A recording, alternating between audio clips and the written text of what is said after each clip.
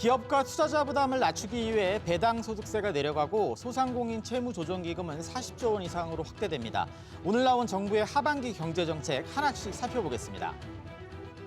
야당의 전국민 지원금 추진에 대해 윤석열 대통령이 물가가 오르고 대외 신인도가 추락한다며 거부했습니다. 내수 활성화 해법을 놓고 야당과 대통령의 시각이 엇갈려 난항이 예상됩니다. 가계대출 증가세에 금감원이 오늘 은행 임원들을 불러 무리하게 대출을 늘리지 말라고 요청했습니다. 은행들은 곧바로 최대 2%대까지 낮췄던 대출 금리를 다시 올리고 있습니다. 계속된 사고에 뱅크런까지 발생한 새마을금고에 대해 당국이 통제 강화에 나섰습니다. 중앙회장 등 임원 보수를 깎고 부실금고는 배당도 제한하기로 했습니다.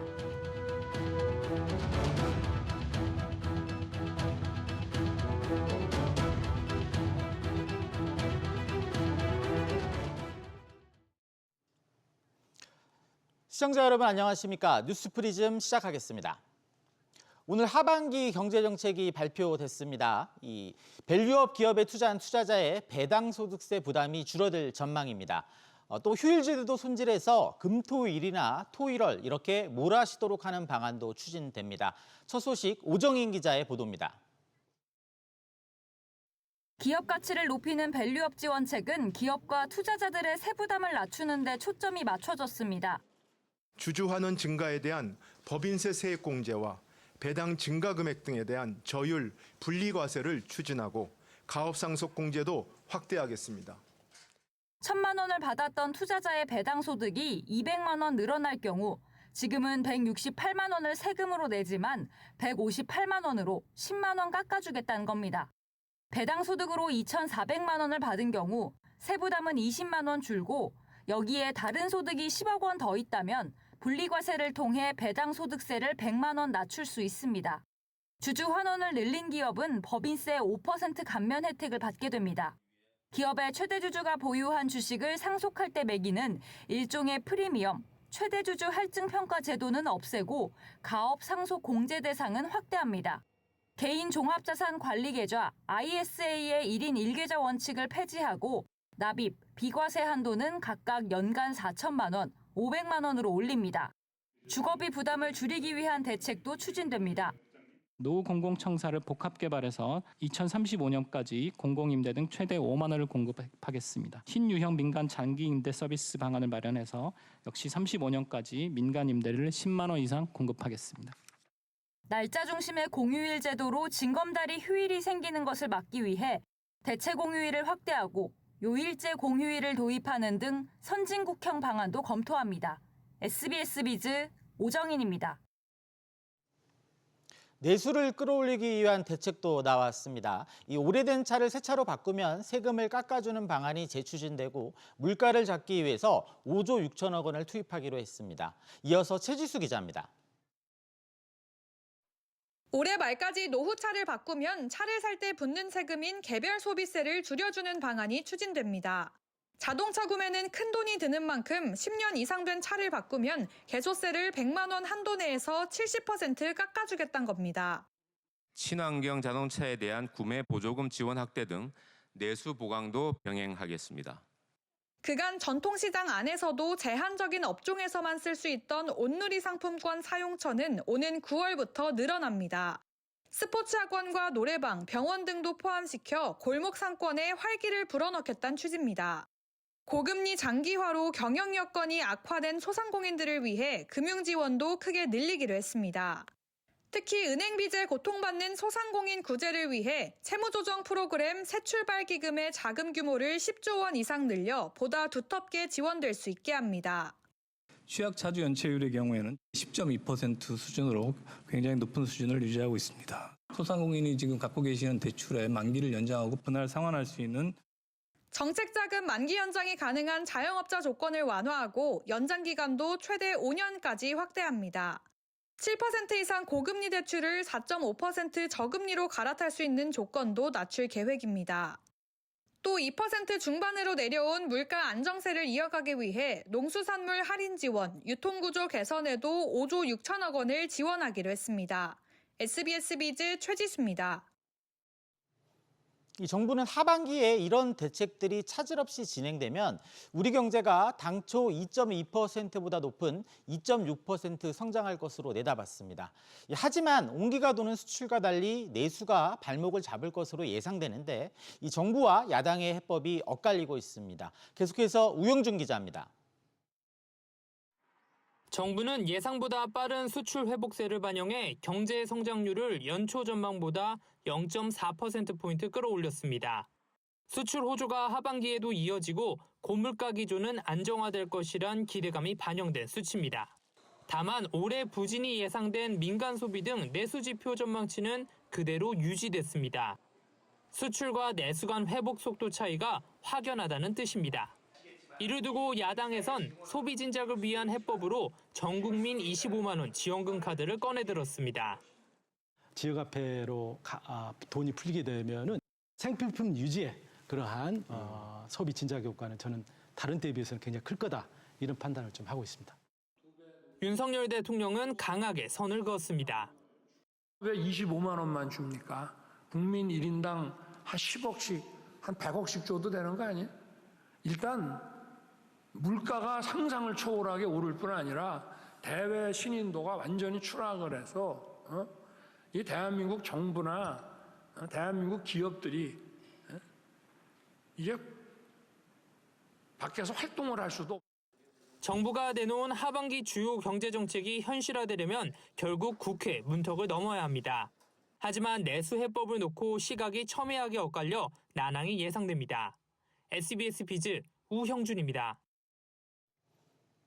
반도체 산업 지원을 놓고 정부와 국회가 앞다퉈 통큰 지원책을 내놓으며 이 모처럼 한 목소리를 내고 있는데요.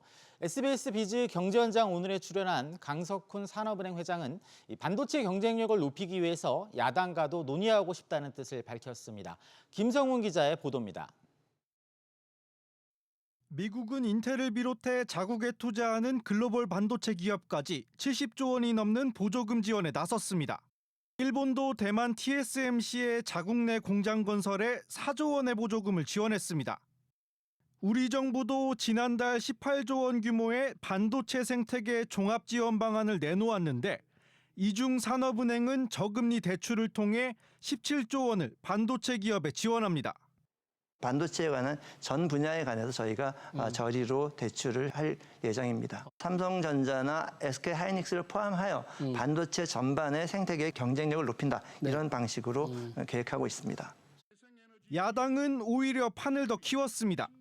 민주당 원내대표를 지낸 김태년 의원이 100조 원의 정책금융을 지원하는 특별법을 예고했는데 강석훈 회장은 구체적인 의견을 달라며 적극적으로 나섰습니다.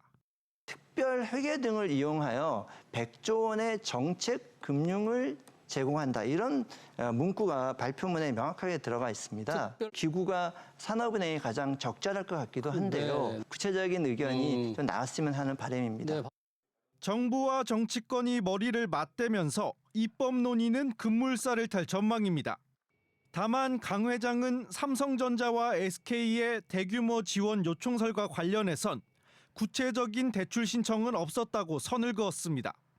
구체적으로 어떤 대출 신청을 하거나 이런 바는 없습니다. 그런데 향후에 어떻게 될지는 그 기업들의 전략에 달려 있지 않을까라고 생각합니다.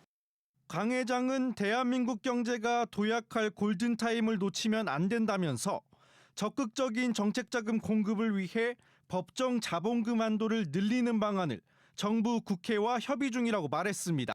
SBS 비즈 김성훈입니다.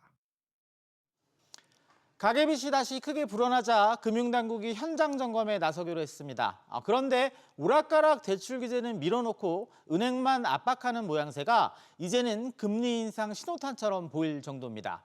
이 채나리 기자, 오늘 금감원이 은행 고위 임원을 소집했습니다. 어떤 얘기가 나왔나요?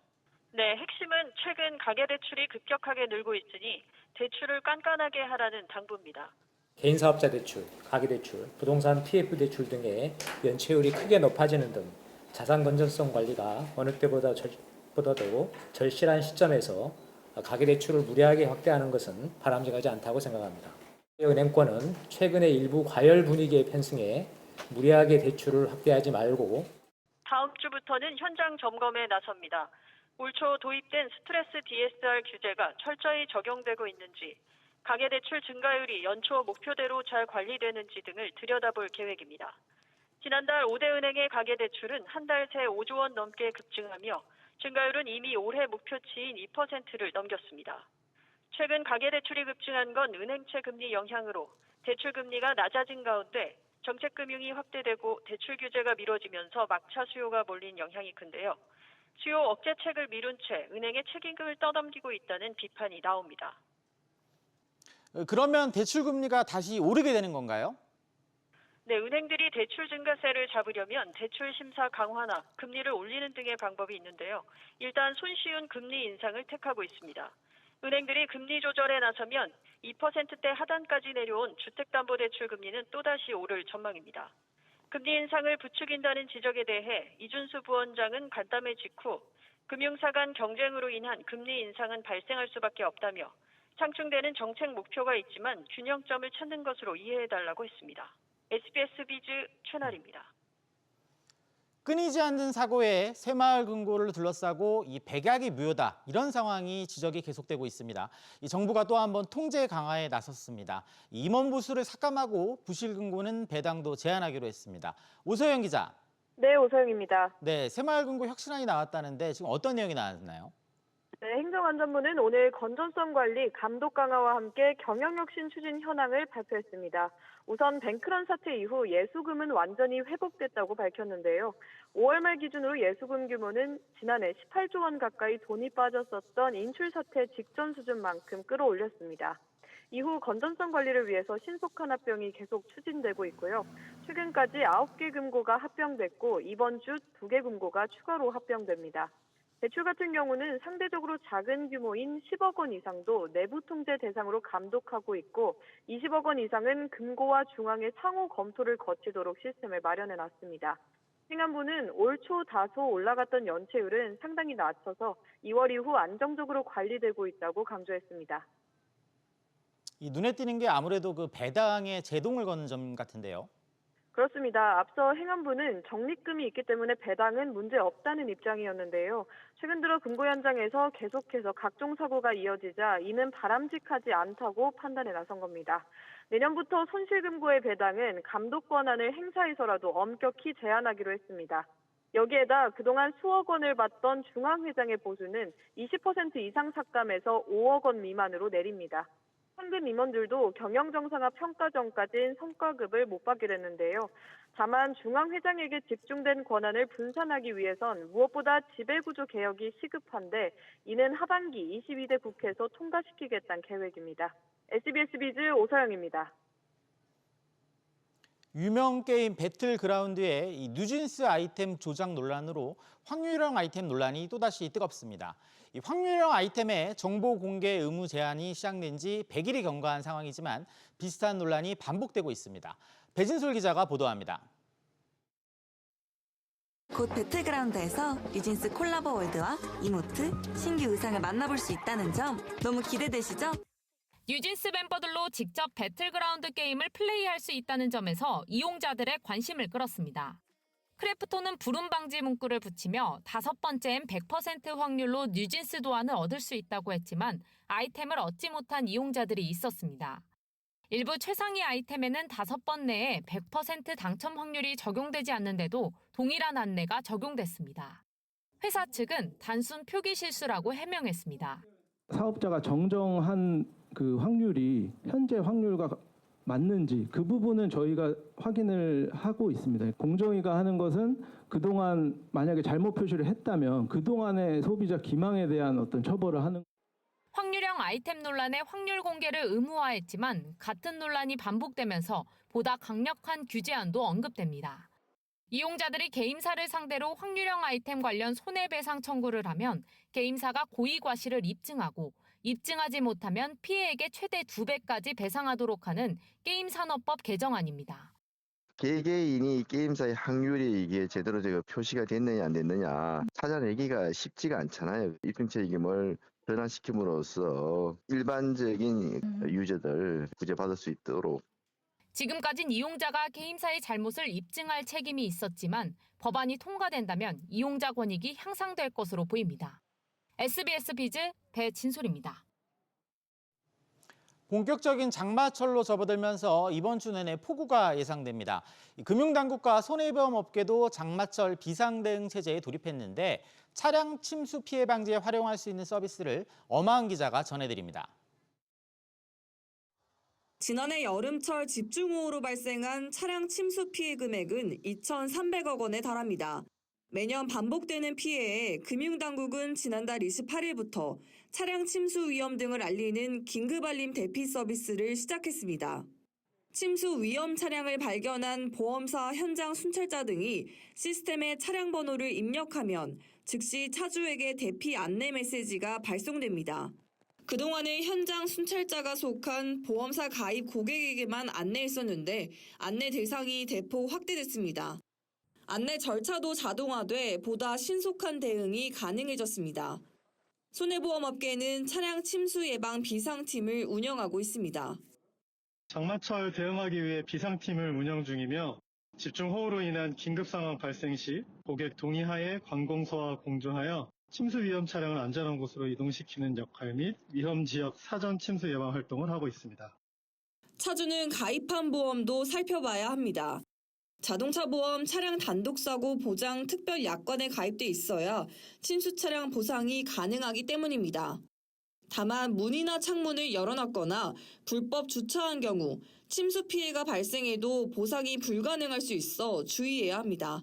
SBS 비즈 엄하은입니다. 이 뿔난 전국의 한우 농민 만여 명이 거리로 나왔습니다. 한우 키우는 비용은 늘었는데 이 도매가가 추락하면서 적자를 보고 있기 때문입니다. 그런데 소비자 입장에선 또 이 낮아진 도매가가 도무지 체감되지 않는다고 합니다. 정보윤 기자가 취재했습니다. 대형마트 한켠에서 한우 할인이 진행 중이지만 선뜻 손이 가지 않습니다. 비싸서 잘 못 사 먹고 가끔만 조금만 소량 사가지고 이제 손자들만 좀 먹이지 저는 한우 안 먹어요. 못 먹어요. 한우 안심 300g짜리 한 팩의 마트 가격은 4만 원이 넘습니다. 하지만 한우 도매 가격은 지속적으로 하락하면서 1kg당 15,000원, 같은 300g 기준으로 5,000원도 안 됩니다. 원가격인 도매가가 소비자가의 8분의 1에도 못 미치는 셈입니다. 도축장에서 경매장, 도소매점으로 이어지는 유통 과정에서 각각 이익을 남기면서 소비자는 산지 가격 하락을 체감하지 못하는 겁니다. 그 사이 사료값을 비롯한 생산비는 30% 이상 올라 정작 한우 농가는 소 한 마리를 팔 때마다 200만 원의 적자를 보고 있습니다. 결국 성난 한우 농민 만여 명은 서울 여의도에 모여 대규모 집회를 열고 사료값 인하와 한우 산업 육성을 위한 한우법 제정 등을 요구했습니다. 농가 소득보다 물가 안정에 혈안이 된 농식품부, 농민을 예민하고 비수없는 농협, 거북가루로 희망을 날려버린 윤석열 대통령까지 더 이상 가만히 축사해서 서 키우며 두고 볼 수가 없습니다. 같은 한우 다른 가격. 한우값을 둘러싼 농가와 소비자들의 서로 다른 불만 속에 시선은 국회와 정부로 향하고 있습니다. SBS 비즈 정보윤입니다. 매년 무료로 받는 국가 건강검진에 C형 간염이 추가됩니다. 이 골다공증도 한 번 더 받게 되는데 나이 조건이 있다고 합니다. 자세히 알아봅니다. 이강호 기자. 네, 이광호입니다. 이 다른 감염, 특히 B형에 비해서 이 C형 간염은 좀 생소한데요. 이번에 국가검진에 추가되는 이유가 뭔가요? 네, 기존의 무료 검진이 되는 B형 간염과 마찬가지로 C형 간염도 간암의 원인이 된다는 점 때문입니다. 다만 B형은 치료제가 없어서 예방 백신만 쓸 수 있고 C형 간염은 백신은 없지만 100%에 가까운 치료가 가능한 먹는 약이 있습니다. C형 간염은 특히 증상이 없는 경우가 많아서 검진을 통해 발견하고 제때 치료하는 게 중요한데 이에 내년부터 검진이 이루어지는 겁니다. 매년 무료 검사를 받는 건 아니고 56세가 되는 해에 딱 한 번 검진을 받을 수 있습니다. B형 간염의 경우 40세에 1회 검진이 이루어집니다. 이 골다공증 같은 경우 지금도 무료 건강검진이 되는데 앞으로 어떻게 달라지는 건가요? 네, 현재는 여성이 54세가 될 때 한 번, 그리고 66세에 한 번 검진을 받았는데 60세에도 검진을 받을 수 있게 됩니다. 골다공증 환자 수는 지난 2020년 105만 명에서 2022년 118만여 명으로 늘었고 환자의 95%는 여성입니다. 환자 증가세에 맞춰서 생애 총 3번으로 검진을 늘리는 건데 앞서 윤석열 대통령은 대선 공약을 통해 총 4회까지 늘린다고 하기도 했습니다. SBS 비즈 이광우입니다. 현대자동차가 인도네시아 현지에서 이 전기차 배터리 자체 조달에 나섭니다.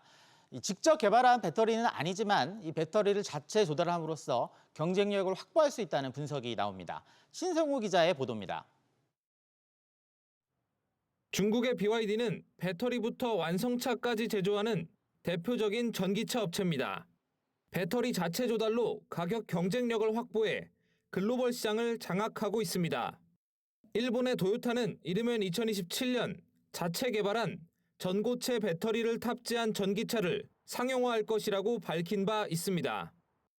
자동차 부품 조달에 있어서 주도권을 완성차 업체가 가지고 있었는데 전기차로 오면서 배터리를 외부에서 조달을 받는 형태가 되니까 완성차 쪽에서 고민들을 많이 하는 것 같아요. 배터리 자체 조달에 현대자동차도 가세합니다.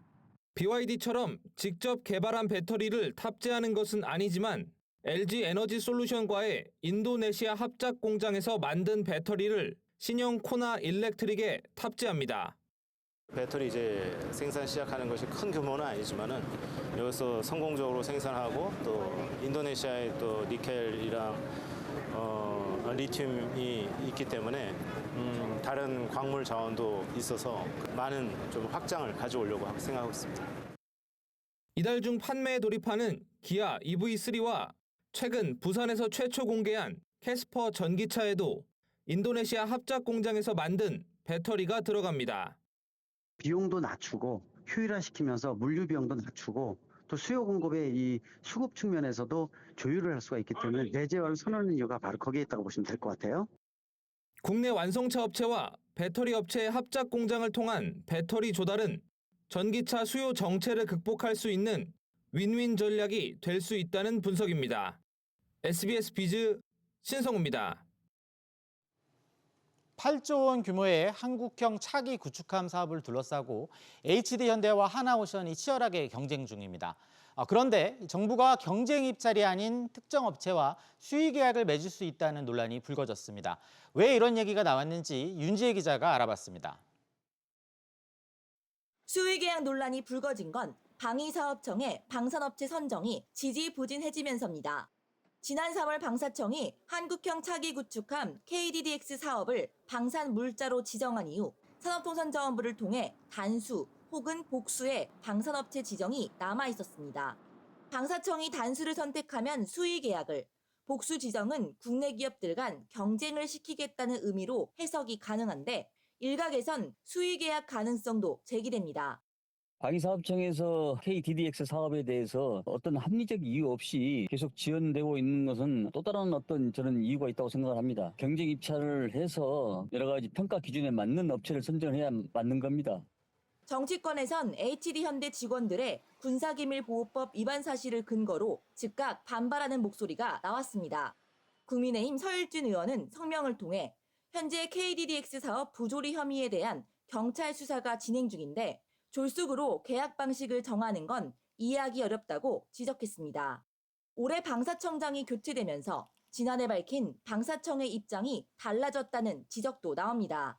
지난해 국정감사에서 11대 방사청장은 HD현대와 관련해 업체가 군사기밀보호법을 위반함에도 불구하고 기술적 우위에 있다고 해서 선정되는 건 배제돼야 한다고 말했습니다. 방사청은 사업 추진 방안에 대해 중요성과 필요성, 함정산업에 미칠 영향 등을 종합적으로 검토 중이라고 밝혔습니다. SBS 비즈 윤지혜입니다. 어제 2780선까지 내려앉았던 코스피가 반등에 성공하며 2790선으로 다시 올라섰습니다. 오늘 코스피는 어제보다 0.47% 오른 2794.01에 장을 마쳤습니다. 미 통화당국이 인플레이션이 둔화되고 있다는 진단을 내놓은 데다 국내 2차 전지주와 금융주 강세도 힘을 보탰습니다. 어제 2%대 하락했던 코스닥 지수도 0.75% 오른 836.1에 마감했습니다. 장중 1,390원을 넘어섰던 원달러 환율은 하락 전환한 뒤 오후 5시 30분 기준 1,388원 50전을 기록 중입니다. 이 장기화되는 의료 공백으로 인해 피해를 보고 있는 환자들이 내일 대규모 거리 집회에 나섭니다. 이 92개의 환자단체들은 내일 오전 서울 보신각 앞에서 의사 집단유진 철회 및 재발방지법 제정 환자 촉구대회를 연다고 밝혔습니다. 이 환자단체 측은 환자의 불안과 피해를 도구 삼아 서로를 비난하기만 하는 의정 갈등 양상에 더는 인내하지 않을 것이라고 밝혔습니다. 금융위원회 산하 증권선물위원회가 공매도 규제를 위반한 크레딧 스위스 계열사 두 곳에 대해서 과징금 총 271억 7,300만 원을 부과하는 조치를 오늘 의결했습니다. 이는 지난 2021년 4월 무차입 공매도 과징금 제도 시행 이후 역대 최대 규모입니다.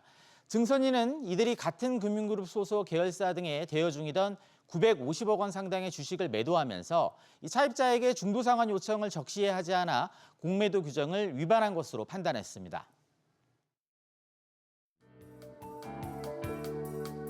안녕하세요. K웨더 라이프스타일 예보 신지수입니다.